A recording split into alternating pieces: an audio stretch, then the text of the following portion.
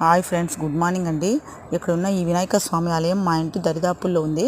నేను రోజు వస్తూ ఉంటాను ఇక్కడికి. ఇక్కడున్న ఆంజనేయ స్వామి శివాలయము, నేరేడు, ఉసిరి, రావి, బిల్వము, నవగ్రహాలు అన్నీ ప్రదక్షిణ చేస్తూ ఉంటాను. మనిషి చేసే కర్మలకి దేవుడు ఏమాత్రం బాధ్యుడు కాదండి. మన కర్మ ఫలితాల వల్లే మనం కష్టం వచ్చినా సుఖం వచ్చినా అన్నీ అనుభవిస్తాము.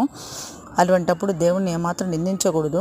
దేవుణ్ణి నమ్ముకుంటే ఇంకా ఆయనకు మనకు బాగా తోడుగా అండగా ఉండి సహాయం చేస్తూ ఉంటాడు. మన కష్టాలకు చేతునిచ్చి కాపాడుతారు. ఎందుకు చెప్తున్నానంటే, మా వారికి డయాబెటిక్ ఫుట్ అల్సర్ వచ్చి కాలు వేలు తీసేవాళ్ళంటే ఇక్కడికి వచ్చి ప్రదక్షిణ చేయడం స్టార్ట్ చేశాను దేవుణ్ణి నమ్ముకొని. మా దేవుడి దయ వల్ల ఆయన కాలు వేలు తీసేయలేదు, బాగానే ఉన్నారు.